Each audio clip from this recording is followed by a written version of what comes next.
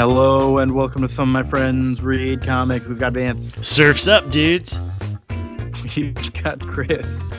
A belt in the Labanza will knock the wind out of your sails. And I'm Kia. Hi, welcome to the show. I don't actually remember either of those quotes. I guess Silver Surfer has a surfboard. That makes sense.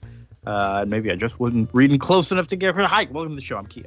What are we doing today? We're doing some Fantastic Four. Silver Surfer shows up. His first appearance. Galactus showing up. His first appearance. This is back in Fantastic Four number 48 through 50. Like the first few years of the thing. It's 1966. Stan Lee, Jack Kirby. Classic stuff. And then we're continuing Thunderbolts. We're on issue number 9 out of 12. Keeping that going. But yeah, Fantastic Four.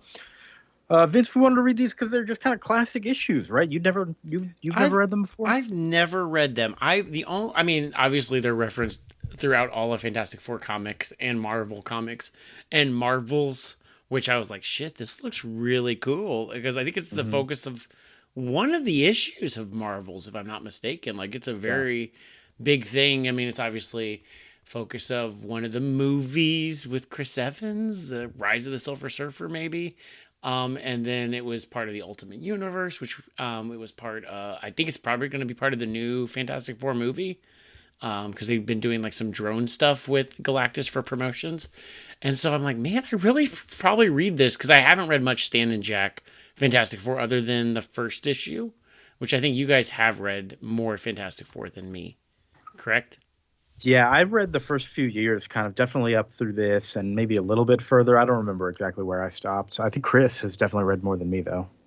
Yeah, I mean, I read, I got the DVDs of this that had like the ads and everything in them a long time ago. And yeah, I read basically, I don't know if I read every single issue. There's fill-ins that I'm sure I skipped over that they still counted where it would have some new material. But I read basically the first, 300 or so issues of Fantastic Four. So, and Stan and Jack last 100 issues. Oof, yeah, there's a lot of dense stuff here in these issues. It's we're only doing 3, but I think it's 6 issues worth of story here. It's crazy. It's crazy. Those DVDs or CDs. It was just like. This is obviously if there was the internet around, but I remember they had Spider-Man ones of this too, where it just had like every issue of I guess Fantastic Four, Amazing Spider-Man, but didn't bother to do in when they had like crossovers. At least no, Spider-Man, just that book. Yeah. By the way, for those who might not know what we're talking about, I think we're talking about movies or something. These are like data DVDs, just like filled with comics. It's like PDFs. Yep, that's like PDFs of CBR files, maybe. JPEGs maybe. JPEG. Yeah, it was obviously the best way to read. And I still have the CBR versions of those issues, which there's a letter in issue number 50 by Jerry Conway, so a comic book writer, getting published. And I did notice that they had somebody from Yale Law, and there was somebody else where I'm like, they're clearly owes UT El Paso. They're like, if you send a letter from a college, yeah, you're gonna get published. They want to know. Yeah, they're gonna put it in the magazine and be like, this kid went to college. Thanks to comic books. All right, so yeah, let's just jump into it here. Fantastic Four number 48. We're finishing up an Inhuman story. There was a lot of that in this era where the kind of beginning of the next issue would be finishing up the last story there. And what was going on? Maximus was the bad guy for the Inhumans, the Black Bolt's brother, right? Maximus is opening a rift to the negative zone or something like that. He's sealing off the Inhumans, but Johnny Storm has fallen in love with Crystal. He doesn't want to leave her. Ben pulls him off for his own good. And Maximus kind of succeeds in doing what he wanted to do, like trapping the Inhumans off. And Johnny is heartbroken, moping the whole time. They try to console him. But the scene shifts. Go ahead. He's so upset that Crystal's gone, right? Yeah. But when did they meet? I don't know, but I know that like Crystal and him, he doesn't mention Crystal for the next full adventure until the denouement. But he's broken up right now. He's inconsolable for about like 10 minutes. Just inconsolable. And then he'll probably move on. Yeah, I think it was not long because Medusa shows up as a member of the Frightful Four. And then it's like, oh, I'm not actually evil. I'm an alien. So Crystal shows up in Fantastic Four number 44. 4 issues ago. Yeah. Love of his life. I mean, 4 months. 4 months is, for a young kid. Yeah. He's young. Yeah. The sculptor is the Thing's girlfriend, not Johnny Storm's, right? Correct. Yeah. Right. Alicia Masters. Okay. All right, so the scene shifts to a new character. We see the Silver Surfer, his first appearance. He's flying around through space. The Skrulls see him on their monitor. I love just the drawings of these Skrulls. They're so stupid looking. I love all of this. The problem, I also love just like Marvel space, the way it's drawn. Yeah. With just like very dense stars is very cool, and this carries over into. Obviously, we talked about this with Thanos and Infinity Gauntlet and all that kind of stuff. I just love it still here.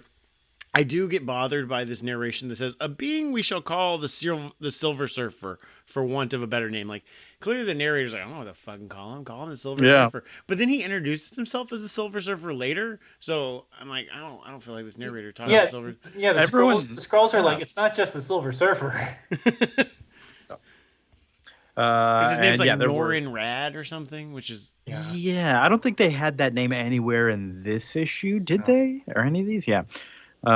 Also, there's some stuff that feels like it conflicts with the origins of him that I've seen before. Whatever, we'll talk more about that as we get there. Yeah, I noticed they have a line that I don't remember being there, where he's just like, "You've never like eaten like planets with living people on them before, living beings before," and I was like, "That can't be true." Like, I feel like immediately they retcon it to be like, "No, Galactus has killed a lot of people." Yeah. The Skrulls are worried that Galactus is there. Maybe Silver Surfer just wasn't paying attention. Because like my daughter ate chicken nuggets. Both of my kids ate chicken nuggets for a long time before they processed the chicken and chicken nuggets was the chickens that we own. And so my daughter went to like H-E-B and she saw like chicken feet on sale at the grocery store, and she's like, "Well, that's fake, right?" And she goes, "Nope." My wife's like, "Nope, that's real. That's the food we eat." She's like, "No, I don't think so. That's fake." So I'm just thinking that Silver Surfer's like, there was no life on there. I'm just not gonna think about it. My little brain can't process it. I'm not gonna do Technically, not a lot to me. Let's see. The Fantastic Four are now flying home. Ben is looking outside, and he kind of sees 2 suns in the sky, and I'm like, what is this? And one of them is expanding. It's like filling the whole sky with fire. It's a super apocalypse-looking situation here. Man, we are moving fast. We're on page 9. We've already fought the Inhumans, and are done with that. Introduced the Silver Surfer, and now we're like, it's the apocalypse. Now the sky's on fire. We're not halfway through this issue. Yep. There is mass panic in the streets. Everyone is just running around losing their head, and Johnny's like, "This is fire. This is my deal. I can take care of this." And he runs ahead. Reed's like, "Wait a minute. This might not be a good idea right now." Might not be the same fire, bro. Yeah. And the people are all blaming him, like, "Hey, it's got to be that guy's fault." Hey, and he gets taken down by some thugs holding a fire hose. Come on, man, you're a superhero. And they're getting ready to beat him up, but the rest of the team goes down, saves him. Some thug tries to punch the Thing and gets his knuckles broken. Fantastic Four get away. They head to the lab. And we kind of see what's happened. A gigantic star has exploded in a distant galaxy, and we see the Silver Surfer surfing away from it. Ben is on the phone with Alicia, his sculptor girlfriend, checking in on her. Sue is in the middle of this whole apocalypse, he's complaining about Reed being in his lab. It's like, "Oh, you think he'd remember his wife?" And she calls Reed on the video monitor and is like, "Oh, Reed, you haven't even shaved." She goes, "You disturbed me for that. I'm busy." I don't know. This doesn't feel like their relationship to me. Something feels off here. I mean, I feel like this was pretty consistent with what we've joked about. Like, "Woman, don't you know that I'm busy?" And it's like, right. Okay, man. All right, let's take a tea for just a second. Yep. But I feel like he is pretty like, and not just like classic like neurodivergent like Sheldon, just like inattentive to his partner. He's like actively hostile to her. Yeah. You know, like he's not just like oblivious, like, "Oh yeah, I guess I forgot to eat dinner and kiss the kids goodbye. Sorry, I just got so wrapped up in my work." Or even like, "Oh, am I supposed to do that? I didn't realize that." Like, not even that. He's like, "Get out of my way. I hate you. Damn it, woman, don't bother I hate women." Yeah. Not okay. Hope he grows up a bit, Reed. He's not. All right, He's so gonna now make a super prison for all his friends in 40 years. that's yeah. Now the whole sky has turned into like giant floating space debris or something. Johnny and Thing are looking out the window. They can't tell what the fuck is going on out there. Sue goes down to check on Reed and is like, I demand that you rest.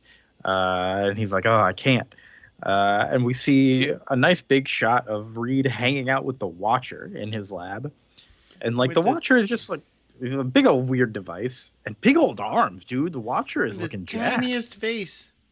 Tiny face. I don't know if like Jack Kirby started drawing the face and then drew a giant head around it. What? I don't know what happened to your Watcher. It's a little weird, but I do like how much bigger the Watcher is compared to the two of them. He's like twice their height. He's got a big weird crystal lead device, and he basically reveals that he has been using this device to try and conceal their planet in this debris to hide them from the Silver Surfer. But we immediately see Silver Surfer not fall for this. He busts through the atmosphere. He surfs past the Human Torch. Go ahead. I continue to really like the retcon of Earth X in here. That it's not canon, I guess. Yeah. That he is protecting a Celestial from getting eaten by Galactus. It does kind of fit with what he does. I was thinking about that a lot. Yeah, I definitely wanted to talk about that. Where he just really wants to stop Galactus. Yeah. It's not that Watcher wants to like protect Earth. It's so if y'all didn't listen to Earth X, and I can understand why. Basically, like that retconned the idea that Galactus is somebody who eats Celestials, which are little aliens inside the egg that is a planet. You can see this in the Eternals movie. And so he comes and eats that, and then humans and all life on a planet is like an antibiotic to protect against Galactus or any threats, so that this alien thing can hatch, this giant alien, and become a Celestial, which you've seen in a lot of different Marvel movies, which is very cool. And I like the idea that the Watcher it's not in this book at all. It's not text. Right. Maybe not even in the Marvel universe at all. Just in that offshoot universe. The Watcher is protecting it. I think it's such a cool thing, and it doesn't contradict anything that Watcher does in here. Even it adds to it because it is like, okay, the Celestials hired him, not hired, like they're like they contracted enslaved, him out. essentially, to watch over the Celestial seed, and so he cannot interfere with anything ever unless the Celestial seed is in danger. Then get in there, right? Because not only is he like, they're like, oh my god, you said you'd never interfere. Because like the only other times they've run into the Watcher is twice when they were on the moon. He's like, oh, I hang out at a moon base. I can't do anything. Here, he's like literally in their house with a machine. Yeah. And he's like, no, I'm interfering. Yeah. They're like, whoa. Amazing. So Silver Surfer busts into the atmosphere, surf past the Human Torch, lands on top of the Baxter building. I don't know how he knew to go straight there. And he shoots some fucking laser. Watchers there. Yeah, that's true. They all know the score. Again, this is not text. He shoots some laser into the sky, which looks like some kind of a signal. And then Thing instantly punches him, and like he flies off the roof and falls to the ground. Is the Baxter building the tallest building in the U.S. or the world in 1966? Ooh, I don't know. I don't know. That could make sense. I don't know when the Sears Tower was built, or the Willis Tower, or whatever, which was the tallest when we were kids. Because that'd be like, I'm gonna be on the tallest building. I'll shoot a bean kid from there. That's where I'll do it. That would make sense. That makes sense. I don't know. I feel like the Empire State Building in the Marvel universe is still the biggest, the tallest building in New York. Or he could even just go to the top of a mountain. Like a deserted mountain where it wouldn't alert any heroes. No. Yeah, just go to the top of Everest. Galactus can start from there and destroy the world, and no one would know. That'd be so much smarter, man.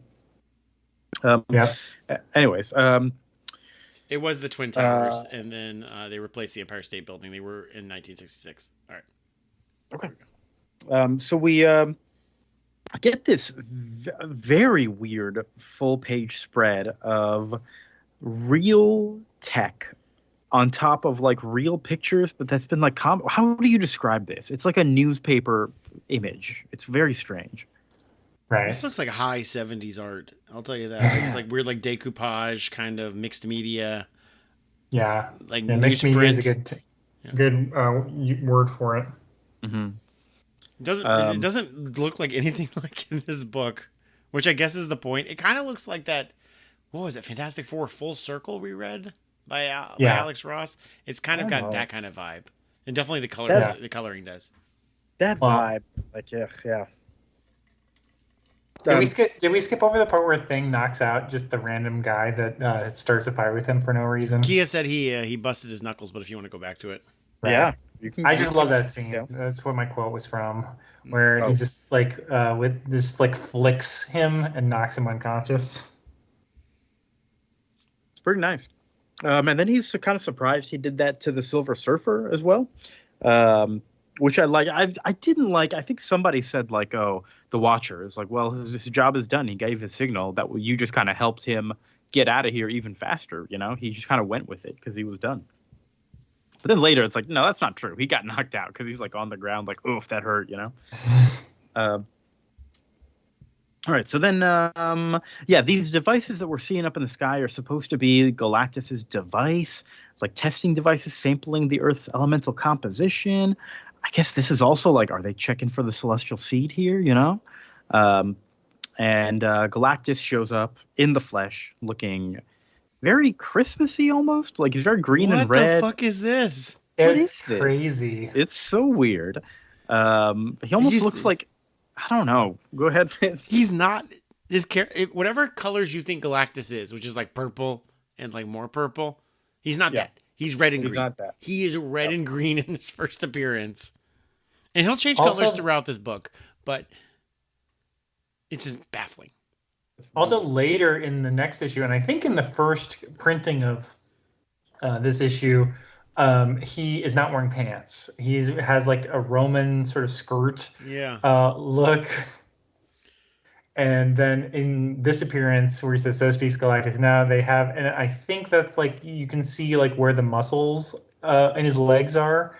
I think that was just supposed to be leg there. But no, they're like, oh, well, let's draw some pants on there. So it looks less like he's just, Donald ducking it as he comes to eat Earth.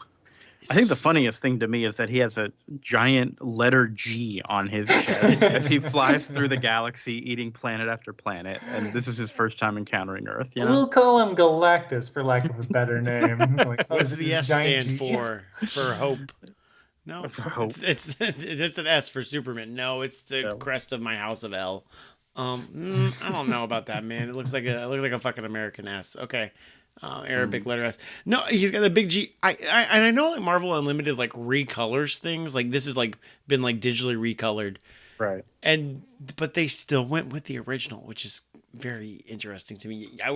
I'm sure there was a discussion on it. Like, do we change it or do we keep it how it was? It's very weird. And like where like the helmet and his face, like they don't match, where it's more of a solid color.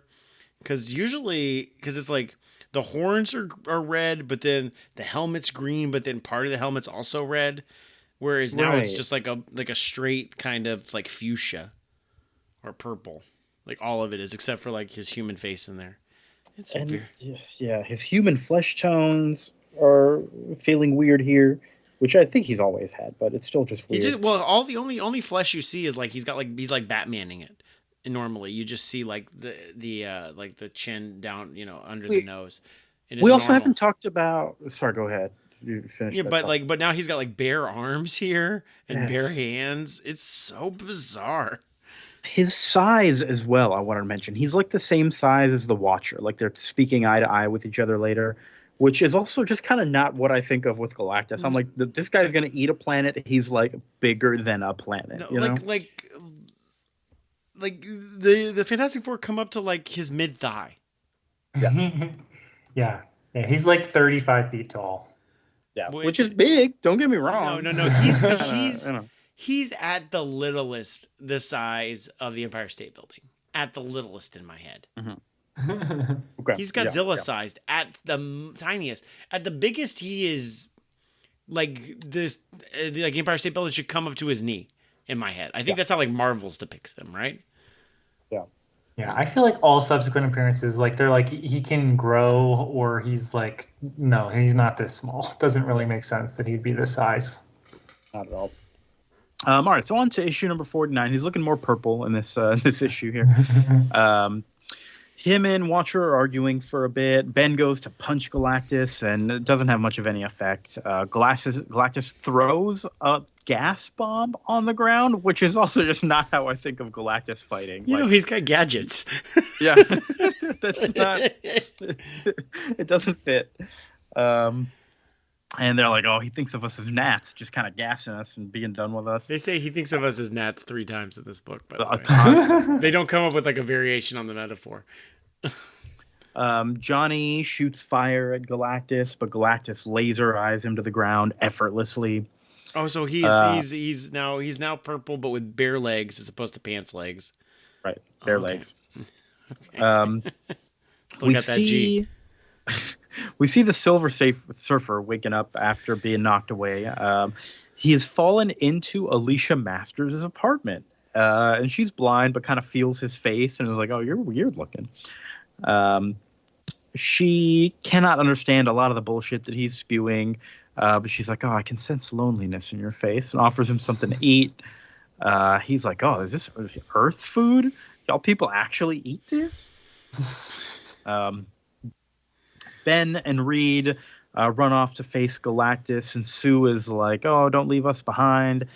Reed says, "Oh, it'll be up to you if you and Johnny if we fail." And Watcher shows up and says, No, you're not ready. I got to give you all a history of Galactus here. And he says he's going to take all the energy from Earth, et cetera, ruin it all, blah, blah, blah. Hey, if you need a plan, and there's a device, but I can't go get it because I can't interfere. The Human Torch has to go get it. He's still sticking to this thing. I don't know why. Just help him. Silver Surfer is still with Alicia. He just converts all this food into energy, like directly, and zaps it into himself. It kind of looks like he's zapping other stuff around her apartment as well and turning it into energy, just kind of off panel. He's like, "Oh, all these paintings and sculptures are wasteful. Just feed me energy. It's all gonna happen soon, anyways." And Alicia's pleading with him, like, "Oh my God, we have souls, we have hearts. Are you as blind as I am?" He's like, "Oh my God, I've never heard such words or felt this kind of emotion. At last, I know beauty. But no, I serve Galactus. But I finally found something worth protecting. I gotta race off to stop Galactus." Which is a very quick turn. What is it with like this like Marvel trope of like these like magical blind people that like we did it with like Wonder Man recently, right? Also where he like came upon like a blind person that didn't recognize him, and then they like taught him how to feel or some bullshit like that. Like it's such a weird trope that I'm trying to think of. I know I've seen it in other places too. It's because if you can't see physical beauty, you can see their inner beauty. It's like Shallow Hal. Oh, it's exactly like Shallow Hal. Yeah, it makes you magical in a way. Yep. Having a disability. Mm-hmm. He races off to stop Galactus. Watcher is watching. He's worried this new element might screw it all up and destroy the Earth. Oh my God. So straight into number 50. I don't think of Galactus having like a gadget he's building on top of a building to eat the planet. Right. Like, I think of him just like hoovering it up, like like just like he like the vacuum in Spaceballs. Like that's what I picture Galactus is like attacks. I don't think of him like building like a weird little satellite thing that like the thing can rip up. It's so weird. I also miss. We skipped over the part where Galactus has a little minion he sends down to fight the other called three. the Punisher. The Punisher, and he looks like a fucking frogman wearing a scuba armor. I don't get it. And why is he called the Punisher? What is this thing? I do like when he has little like robot rotor arms that are like become like a blur of punching bag. Yeah, it's fun. This guy's very fun. I want to see more of this guy. I love the Punisher. Is this the first appearance of the Punisher? Yeah, it is. He's a Fantastic Four. It is. Yeah. It is.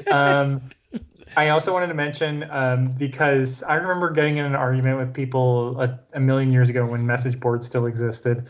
When I was complaining about how like there's so little dynamic art in Marvel comics. This was in like Civil War era. And they're like, Mr. Fantastic isn't Plastic Man. He's not constantly like doing cool things. And I was like, he actually did used to do cool things sometimes because he rolls Ben up. Yeah. And like bounces away, and I'm like, that's awesome. Yeah, that's a good move. Reed used to actually use powers in combat in ways that were like dynamically shown by the art. It wasn't just him like stroking his chin for like 20 pages and then being like, of course, I'll use this gizmo, and then shooting a laser at someone, which is what I feel like later art writers decided were Reed's powers. Yeah. He's you can have a lot of fun with that art.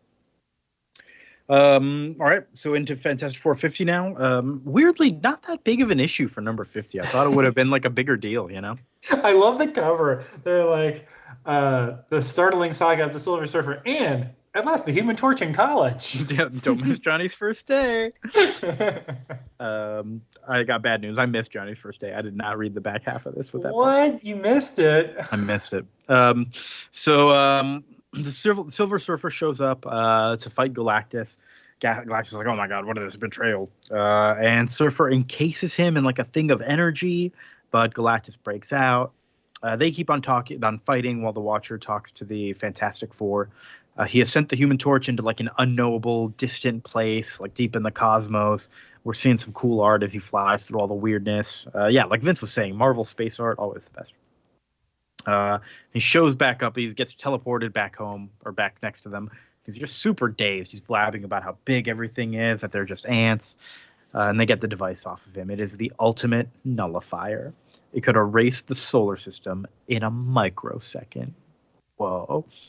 And Reed stretches this thing up to Galactus' face, who was like, what? Wait, you got this thing?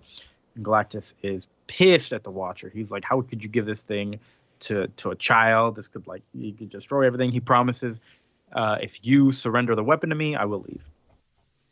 And Watcher's like, you can trust Galactus. His word is like just always the truth. That's just kind of one of Galactus's things. It is just so funny. They have no reason to trust Galactus except that the Watcher says this. Yep. He's just like, look, you got to do what Galactus says now. He's not eating the planet. Yeah. But before he leaves, he does laser the Silver Surfer's powers away and kind of takes his galaxy roaming powers. He can still fly on a surfboard, and he's still a silver dude. So he just can't fly through the galaxy. And Galactus is out of there. Everything's back to normal. Silver Surfer is still in good spirits. The Thing hates how he's always so nice. And then Alicia shows up on the roof and runs to Silver Surfer saying, oh, he did it. She knew there was a nobility about him. And Ben is like all dejected. He's like, what the heck? Oh, that guy really is great. Why would she want a big old ugly mug like mine? And he walks away. Silver Surfer tells her like, oh, the Fantastic Four helped and all that. And she's like, oh my God, Ben was here? What? Why didn't he say hi? And she goes off running, looking for him while Silver Surfer flies off to explore Earth. J. Jonah Jameson's calling this whole thing a hoax in the papers. Yeah, and our next unnamed villain is watching the papers. But yeah, basically the end. That's the guy from Fantastic Four: The Circle. We see him later and find his whole. Alex Ross makes up that whole backstory for him. Oh, that's right. Okay. So what's the back half of this? It's Johnny Storm in college. You want me to summarize? Go for it. All right. The football coach at this college is very disappointed with his team. And he's just like, oh, I need one last great season before I can retire. And his wife is there and like trying to encourage him. Reed is working on a machine and sets it up an electric shock burst that almost hits Susan, but she puts up a force field. And he says, Sue, what are you doing? How many times have I told you not to pussyfoot in on me while I'm working? Damn it, Reed. He actively hates his wife. She runs away. Then, meanwhile, Ben bumps into a woman who is like, oh, you're Ben Grimm. I've heard of you. And he's just like, yeah, she only isn't repulsed by me because I'm famous. All right.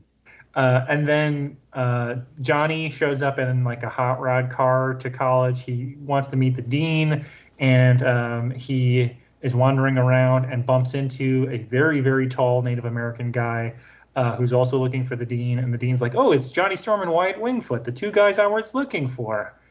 And he gives a long, boring speech, but Johnny doesn't hear any of it. He's like, I wonder if I'll ever see Crystal again. I wonder if the dean noticed I zoned Crystal's out. back. Crystal's back. He does care And then about the dean is like, by the way, Mr. Storm, like whenever you're in class, you should pay more attention than you did to my speech earlier. And so then sends Wyatt Wingfoot and Johnny off on their way. So he's made a new friend who's very tall and will date She-Hulk later. Great. Is this Empire State University where Peter Parker goes? Is it? Let's see. Peter definitely goes to ESU. They called it Metro College. All right, never mind. So no, just some other school. Peter goes to fake Columbia. This is fake CUNY. I don't know. Yeah. Well, cool. Glad Johnny Storm is in college. Having adventures there too. Literally nothing happened. Nothing happened. It's all right. Cool. It's just setting up subplots for the future of Johnny in college. Cool. I do appreciate though, like this book is like, you know, we're gonna continue from this Inhumans book. Like we're never not gonna stop. We're not gonna like end it and give you like a jumping to end point. Like that was a satisfying story. I'm done reading this. You're like, okay, well I got more stuff. Is this a bullshit way to start more stuff? Yes, but yeah. I appreciate that they finished in a weird way. I appreciate the like, Galactus stuff finished in the first half of this issue. It's very weird. Mm-hmm. Yeah, no, I get it. It is kind of always nice when it feels more real in a way. It's like we've finished another thing, but we still got lives, and we're just kind of, you know, everything doesn't have to end on a cliffhanger or a massive ending. Yeah, and I like. I mean, the X-Men was, I think, the best at it. But like, I love the like 5 pages of like, what are the X-Men doing before, you know, the alarm goes off and Professor X summons them all or whatever. Yeah. Like, it was always the coolest to just be like, oh, the X-Men are like training or playing basketball or softball or whatever. Like, that was always fun. So to see like, oh, what Reed is of course hating his wife. Of course. You know, that might be a good segue into Thunderbolts, because I've kind of noticed most of these Thunderbolts issues seem to start with them in some sort of action already. Do we want to do final thoughts on this book first? Oh, yeah, there we go. Final thoughts, yeah. Vince, what'd you think of Galactus? I was quite underwhelmed based on what I built in my head. I was expecting, I guess, the Marvel story. And I was like, this is tiny Galactus. Who is this? Like, what? And like, it goes so fast, it doesn't have time to like dwell on like characterization or really anything other than like the plot at hand. But then it gets derailed by like the Silver Surfer just sitting in a room talking with the blind girl. And I'm like, this is not exactly the big story I was expecting. So then when people are like, this Galactus movie sucks, like in 2005, I'm like, I mean, look at the source material. Like, there wasn't much to work on. Like, I mean, there is more material than this. Believe it or not, he does come back. No way. I mean, I appreciate, though, that they're just, like, throwing a ton of stories at the wall. Like, in my head, they're like, this is Galactus. This is a villain that's going to be made a movie of, in a major movie in 60 years. And in this story, it's like, it's a tiny guy, and like it doesn't have the gravitas that I think a lot of like Marvel, you know, how it like builds up its own myth to tell like the stories, you know, those flashbacks does. I'm like, this didn't seem like that like big of a story to me. Yeah, I actually, in a way, I almost prefer Galactus's return, which I think is after. I know it's after Jack leaves the book. But they spend an entire issue doing a fake out where it's kind of like the Watchers, you know, Two Sons and all of that, where basically like there's just apocalyptic signs happening, and then an angel shows up and blows a horn and is just like, oh, I'm here, you know, this is the end of the world. That's what I'm here for. And then like, of course, Ben fights it, and it turns out it's a robot. And then you're like, oh, Galactus did this. Like, this was all to freak people out because Galactus was on his way. And so I was like, oh, I actually kind of like the subterfuge of Galactus, you know, using a local religion or whatever to try to freak people out that it's the end of the world. But yeah, I understand what you're saying. I guess, Kia, do you want to go first? And then I can go, or go next and I can go last. Because I do want to talk a little bit about why this is important, because I understand Vince's complaints. Well, I also first off want to say I want to see the scenes of Galactus doing research on like world Earth culture, you know, being like, all right, what's the best way for me to freak the most people out here? He's got a little trench coat. He's at the library. No, I kind of like Vince was saying, it does have this very having read a lot of Stan Lee stuff from this era, it's such a throw stuff at the wall and just see what kind of works. And like, hey, here's a cool idea. Here's a cool idea. And a lot of using the same ideas in various books, which I think is why he really wanted Johnny Storm to go to college. And it really was just like, okay, a big, cool thing, neat. It did feel definitely a little bit more important with the Watcher there. I think that alone is kind of, even having just seen the Watcher a few times, it is like, whoa, what's this guy doing here? This is a big deal, right? But yeah, ultimately, it is the way Stan Lee writes is often very, these are the facts. These are the facts. This is what's happening. Isn't that cool? And not like you said, character building. He's trying to build character. It's just strange. It's so fast paced that it just doesn't work super well, but it's still a cool story. And I think the Silver Surfer is like neat. Yeah. I mean, anyway. it obviously like stayed. Like, yeah. Like all of this is like we could say like he like is very much like throw shit at the wall, like doesn't leave a lot of characterization, but like obviously the Fantastic Four and all of the Marvel universe, like the bulk of what we see was created in like an 8-year span, and we still are like, yeah, gobble it up. Like this is still awesome. I love it a lot. So It's so like it works. It doesn't seem like it should work, and like looking at this on paper, I'm like, this doesn't work, but obviously it did, because I do like Galactus and I like all those Marvel stories. So it's very weird. Oh, yeah. Like Chris, hit us with some knowledge. All right, Go for it, Chris. Yeah, like I said, you're totally justified, and it is like we pointed out. There's a lot of silliness in this, but it's like it's also important to remember that like Jack Kirby is basically doing this all on his own, and Stan Lee's just putting dialogue on it. Like Stan Lee's getting a writing credit, but it's just like because it is like dramatically really unsatisfying because like literally they send Johnny into another dimension or whatever to Galactus' spaceship. He gets the one thing that can stop Galactus. Reed sort of points it at him, and then he takes it back and leaves, and they're like, it's like it never happened. So, like, narratively, it's incredibly weak. But, like, I think Jack Kirby's art is so good, and that it's just like, this is like a 2 out of 10 for what, if you just put words over what's going on, because it's just like this art is amazing. Like it's so cool. There's a lot of experimentation. There's plenty of good Kirby crackle in 49. Galactus has a big sci-fi machine or whatever, and he's like, it's not working. The energy should be like connecting to whatever.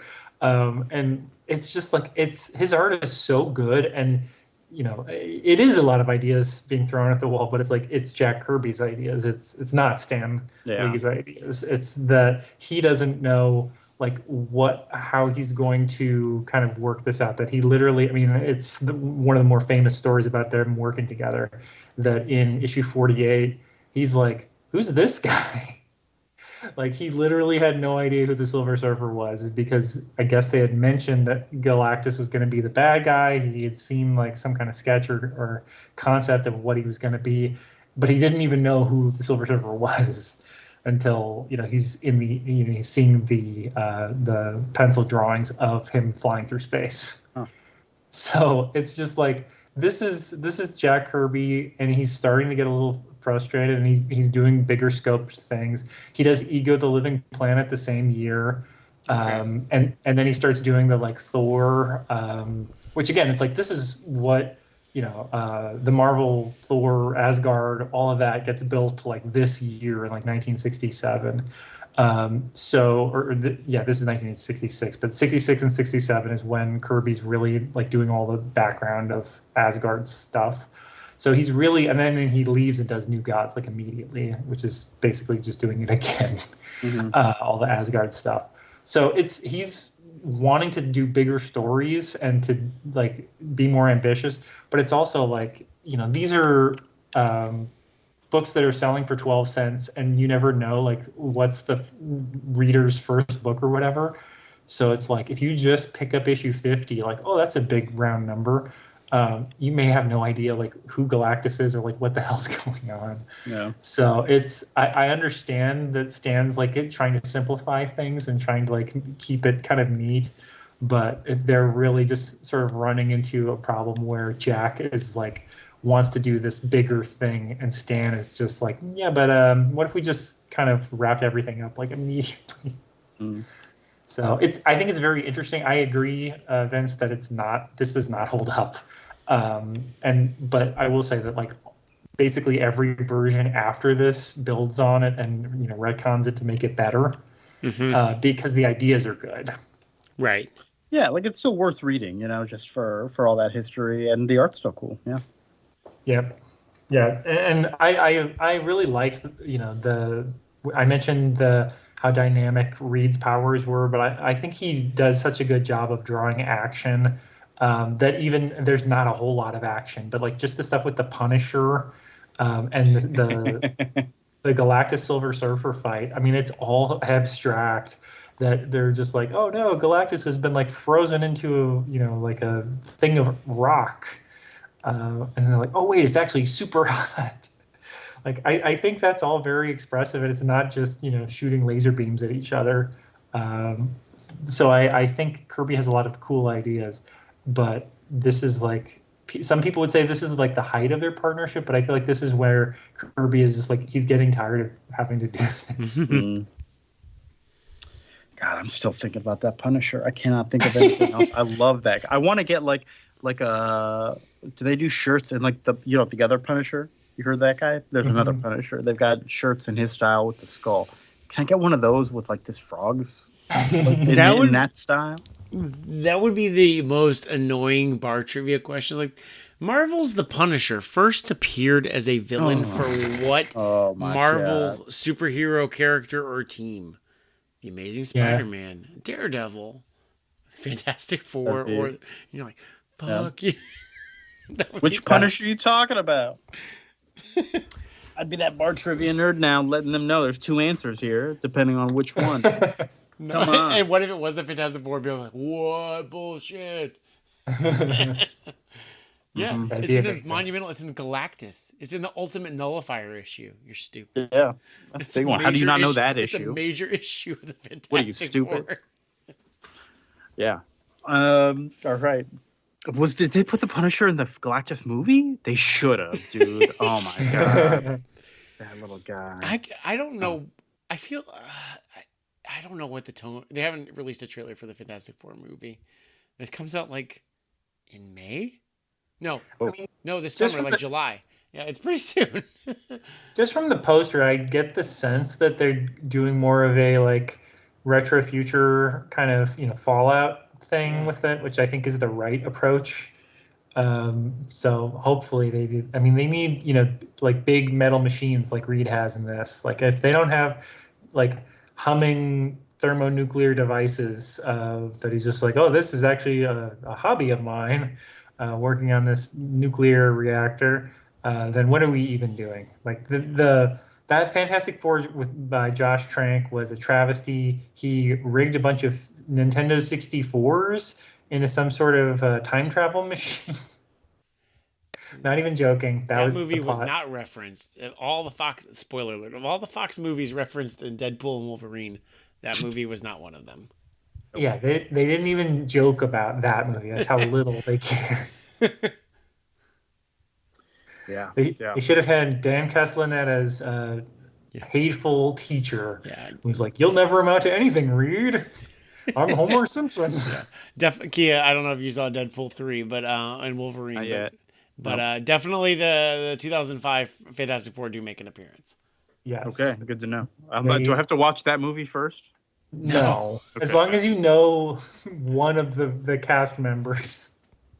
Wasn't Jessica Alba in that? Yep. Jessica Alba is in that. Yep. That's not the one. Wait, and Vic Mackey? Yep. What's his name? Vic Mackey.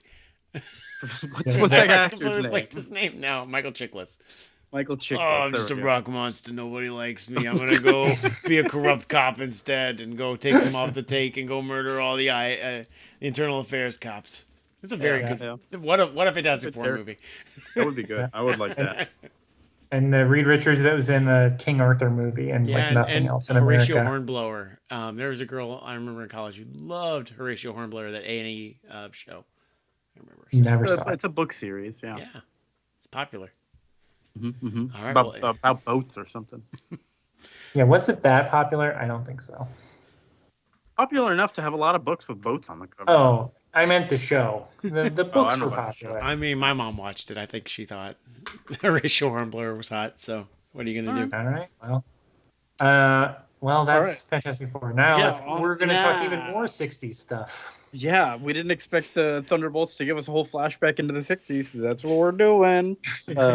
We got the Black Widow on the cover. And the first page here, before we get to the action, the credits, they do have our regular team of Busiek and Boogly. Mark Boogly. Mark Boogly. It's not the Halloween issue. No. But then the credits page says there's a flashback sequence by Roger Stern and Ron Frenz and two Wallies, Wally Blyberg and Wally Milgram. But Wally's is in quotes. Is that Al Milgram? It's got to be Al Milgram, right? Yeah. And it does not say how many pages this flashback is, which it usually does. Usually it's like 17 to 26. You know? Yeah, this is like, no, there's a lot of flashback here. Yeah, this is basically a fill-in that has like 5 pages of Bagley art. Chris, you said that, you mentioned that in the last part where we were just talking about Fantastic Four. You know, yeah, it was Unbroken, but there were some parts where it was definitely fill-ins, and then they showed up for a few pages. Stan and Jack did. That it feels like that's where we're here right now. Yeah, we'll go through this one pretty quick here. We open with a giant monster called Ogre, O-G-U-R.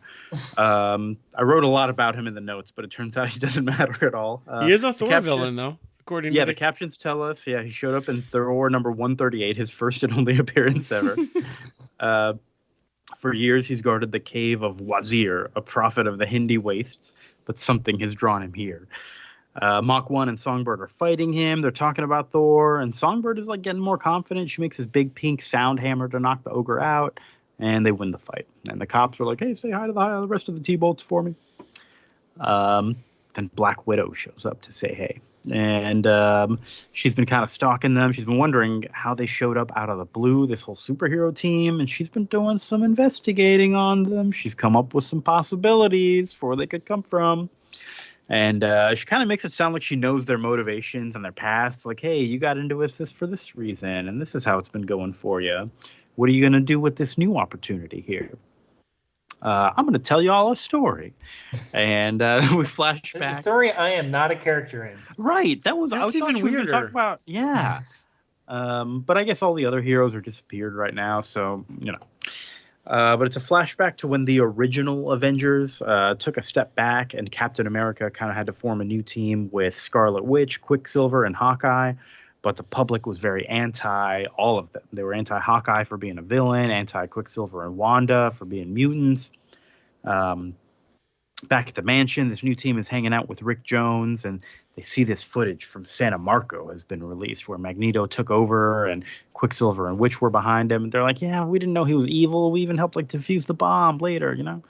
And Cap is like, here's what we really need. We need to get the Hulk back on the team. And Hawkeye's like, yeah, that's going to help our image.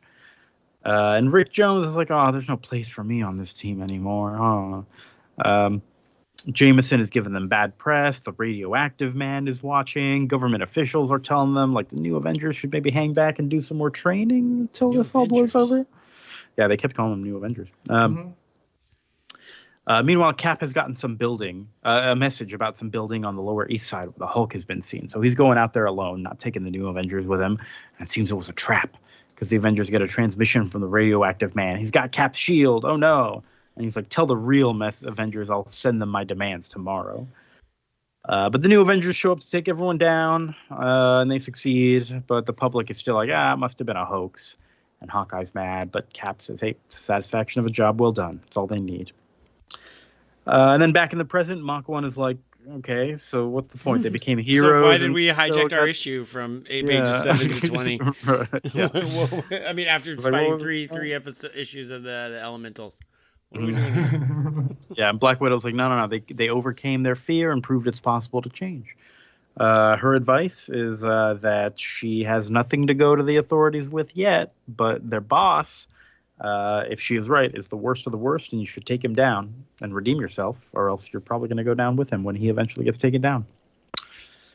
Cool. She leaves. Meanwhile, Zemo and Fixer have finished going through all the Avengers files that they've just gotten. There was actually nothing too interesting in them. So Fixer's a little disappointed, but Zemo's like, nah, this is great. Doesn't matter what's in them. They've trusted us 100%. Soon we'll have security clearance. Then we're going to take over the world. Ha ha ha.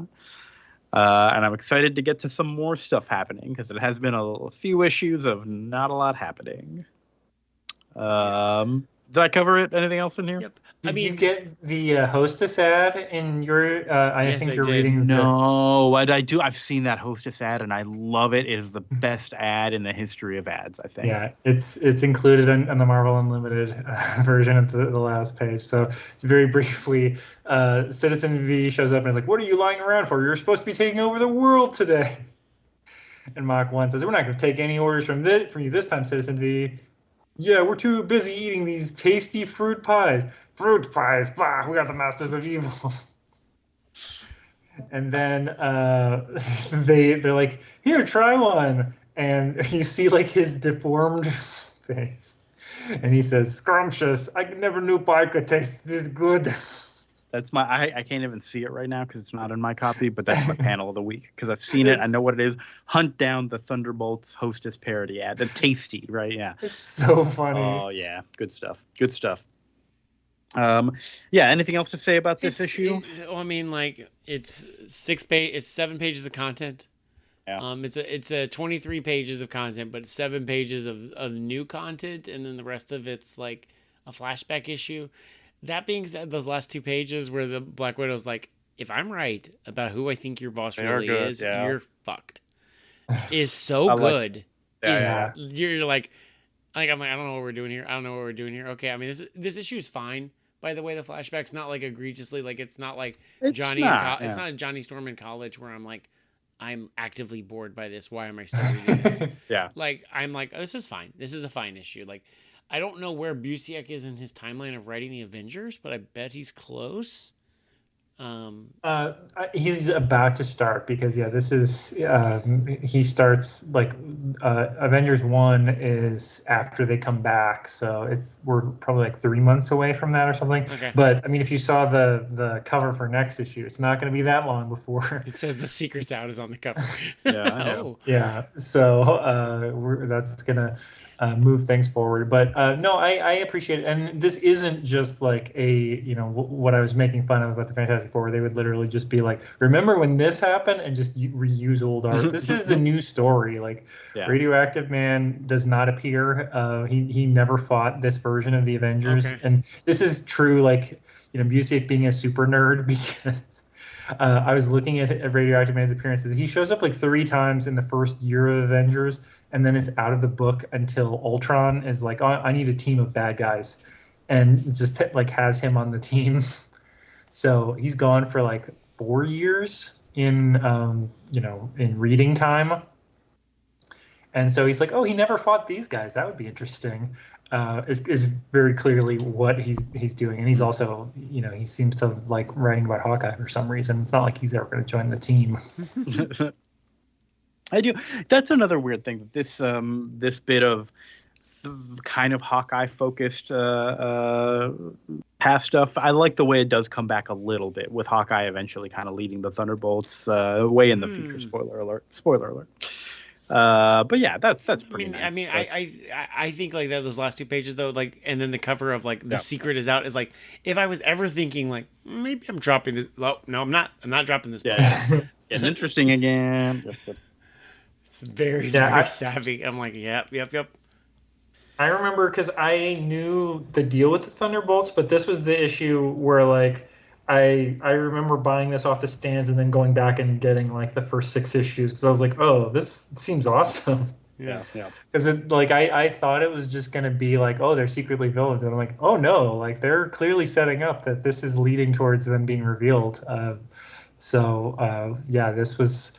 I like I said, I think I forget how I knew if I had like the Wizard, whatever, but I only had the first issue and then I got this issue and then like caught up in between, and it's good. Now this issue isn't that strong because it is just mostly flashback, but I do like this version of Black Widow. Like I actually think it's kind of cool that she showed up previously and was like, I don't know if I trust these guys, and you get that like she's investigated them and knows exactly who they are. Yeah. Yeah. Black Widow's definitely had like not a power boost, but definitely like she's higher ranking now because of this. I'm like, oh, I like this Black Widow. You're right. I'm interested to read more about like how smart is Black Widow, like how, because she's clearly like top of her game and like the old guard here. It's really good. Yeah. Right. Whereas when she's like just on the team, you're like, well, she's not really that powerful. They don't do a lot of like spying missions where she can take advantage of these things. Yeah. 100%. So yeah, we're getting close to the end of it here. Next time, of course, continuing with number 10, we're going through number 12 here, which is kind of the big end of the first major arc. And our main read for next time, we're finishing off the death of Captain America, finally. It's going to be issues 37 through 42 of Ed Brubaker and Steve Epting's run. The story is called The Man Who Bought America. Finishing off what's going on with him. I definitely never read this far in the death of Captain America. So I don't know what happened. Yeah, I got no clue. So we'll see that. And Thunderbolts number 10. I think that's it. What else we got to talk about? Chris, how's the Yours Stupid Minds podcast coming?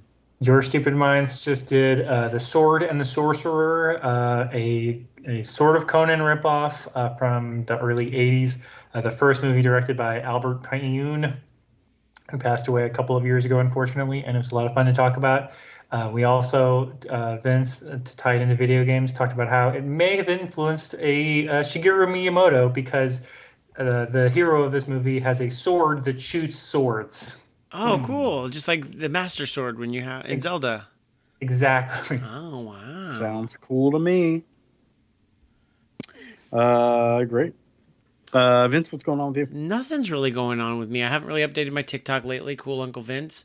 And I haven't been on any guesting of any podcasts lately. So just have a happy Thanksgiving. Eat some good turkey. Eat some other good things if you happen to be celebrating. And just take it easy. That's what I'm going to say.